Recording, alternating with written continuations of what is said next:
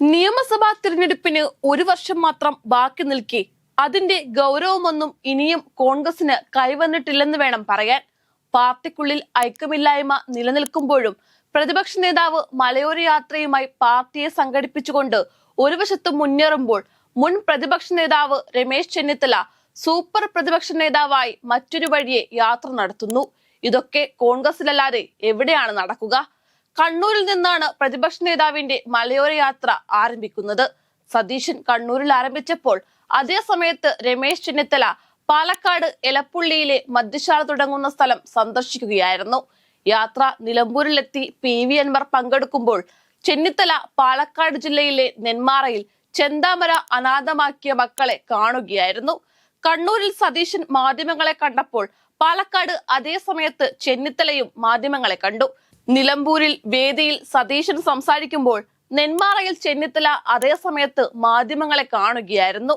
ഇത് കാണുന്ന ജനങ്ങൾക്കും പാർട്ടിക്കാർക്കും കോൺഗ്രസിലെ ഐക്യത്തെക്കുറിച്ച് നല്ല ധാരണയാകും ലഭിക്കുക. നിലവിലെ പ്രതിപക്ഷ നേതാവിനെ മുൻ പ്രതിപക്ഷ നേതാവ് വല്ലാണ്ട് ഹൈജാക്ക് ചെയ്യുകയാണ്. കോൺഗ്രസിൽ രൂപപ്പെടുന്ന പുതിയ രാഷ്ട്രീയ സമവാക്യമാണ് ചെന്നിത്തലയെ സതീശനെ മറികടന്ന് ജാതി സംഘടനകൾക്കിടയിൽ സ്വീകാര്യനാക്കുന്നതെന്നാണ് രാഷ്ട്രീയ നിരീക്ഷകർ ചൂണ്ടിക്കാട്ടുന്നത്. ഇതിനിടെ കോൺഗ്രസ് നേതാക്കളിൽ സതീശനോ രമേശ് ചെന്നിത്തലയോ കേമൻ എന്ന തരത്തിൽ രാഷ്ട്രീയ ചർച്ചകൾക്കും പൊതുമണ്ഡലത്തിൽ തുടക്കമായിട്ടുണ്ട്. തങ്ങളിൽ ആരാണ് കേമൻ എന്ന് തെളിയിക്കാൻ പഠിച്ച പണി 18 നടത്തി ചർച്ചകൾ സജീവമാക്കി വരാനിരിക്കുന്ന പഞ്ചായത്ത് നിയമസഭാ തെരഞ്ഞെടുപ്പിനുള്ള പിച്ചുകൾ തയ്യാറാക്കുകയാണ് കേരളത്തിലെ കോൺഗ്രസ് നേതൃത്വം. ഇപ്പോൾ പഞ്ചായത്ത് തെരഞ്ഞെടുപ്പ് ടെസ്റ്റ് ഡോസ് എന്ന രീതിയിൽ കണക്കാക്കുമ്പോഴും ലക്ഷ്യം 2026 നിയമസഭാ തിരഞ്ഞെടുപ്പാണ്.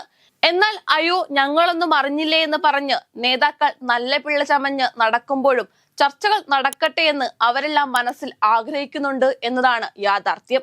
പ്രതിപക്ഷ നേതാവെന്ന നിലയിൽ VD സതീശൻ തന്നെ മുഖ്യമന്ത്രി സ്ഥാനാർത്ഥിയാവുമെന്നാണ് കണക്ക് കൂട്ടുന്നത്. ഹൈക്കമാൻഡിനും താല്പര്യം സതീശനോടാണ്.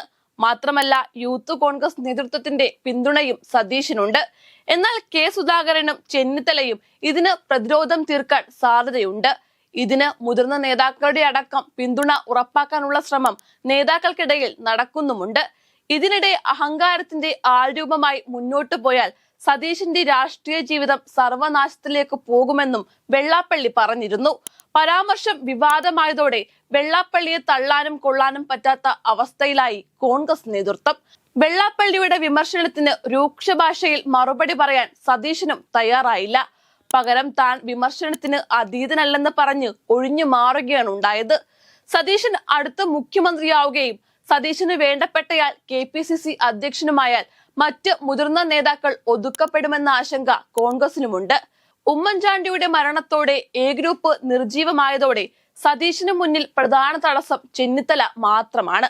11 വർഷത്തെ പിണക്കത്തിന് ശേഷം മന്നം ജയന്തി ഉദ്ഘാടനത്തിന് ചെന്നിത്തല എത്തിയത് ജാതി സംഘടനകൾക്കിടയിൽ കൂടുതൽ സ്വീകാര്യത നേടുന്നതിന് വേണ്ടിയുള്ള നീക്കമായിരുന്നു. തെരഞ്ഞെടുപ്പുകളിലെ ആവർത്തിച്ച വിജയത്തിലൂടെ ഹൈക്കമാൻഡിന്റെ പ്രീതി പിടിച്ചുപറ്റാൻ VD സതീശന് സാധിച്ചിട്ടുണ്ട്.